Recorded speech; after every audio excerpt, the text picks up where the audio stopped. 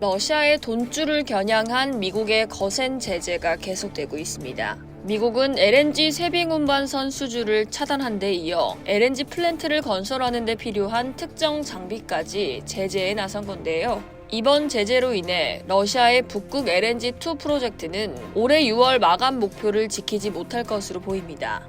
2일 노르웨이 매체 하이노스 뉴스에 따르면 미 국무부는 1일 새로운 러시아 제재의 일환으로 싱가포르에 본사를 둔 운송업체 레드박스에 제재를 가했다고 보도했습니다. 보도에 따르면 레드박스의 대형 화물선 아우닥스와 파니악스는 중국에서 러시아로 조립식 LNG 모듈을 운송하는 등 러시아 제재를 반복적으로 위반했습니다. 하이노스 뉴스에 따르면 레드박스의 선박은 지난 2년간 북극해 항로를 횡단하는 2개월간의 항해를 포함해 LNG 모듈을 총 5번 운반했습니다.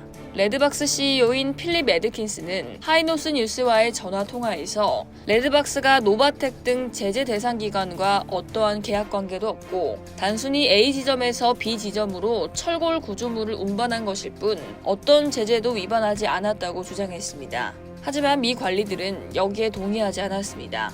미 국무부 발표에 따르면 레드박스는 북극 LNG2에 대한 재정적, 물질적, 기술적 지원이나 상품 또는 서비스를 실질적으로 지원, 후원하거나 제공한 이유로 제재를 받았다고 밝혔습니다. 미국의 제재 대상에는 또 다른 대형 화물선 운영업체인 홍콩 소재 CFU 운송회사 선박인 헌터스타와 남펑지싱도 포함됩니다. 헌터스타는 4월 초 북극 LNG2의 두 번째 생산을 위한 최종 모듈을 납품해 노바텍이 해당 프로젝트의 최소 3분의 1을 완료할 수 있도록 했습니다. 중국 건설 현장에서 러시아의 무르만스크 근처 건설 현장까지 최대 14,000톤에 달하는 모듈을 운반할 수 있는 대형 화물 선박을 운영하는 다른 업체가 있지만 미국의 계속된 제재로 인해 이용 가능한 운송회사 목록은 줄고 있습니다. 미국은 해당 프로젝트를 위해 건조된 쇄빙 LNG 운반선, 중국에서 모듈을 운반하는 대형 화물선을 직접 대상으로 삼고 제재를 가했습니다.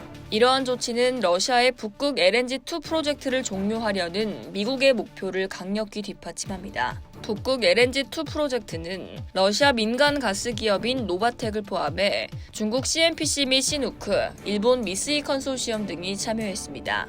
그러나 2022년 러시아가 우크라이나를 침공하며 미국과 서방이 대대적인 제재에 나서자 프로젝트 진행에도 차질이 생겼죠. 현재 북극 LNG2 프로젝트 시설 3곳 중 한 곳은 시운전에 돌입한 상태지만 이를 운반할 수 있는 쇄빙 LNG선의 부족으로 곧 폐쇄될 예정입니다. 지난해 12월 삼성중공업은 러시아 조선소 즈베즈다와 계약한 LNG 운반 쇄빙선 15척 중에서 10척의 장비 제작을 중단했다고 밝혔습니다.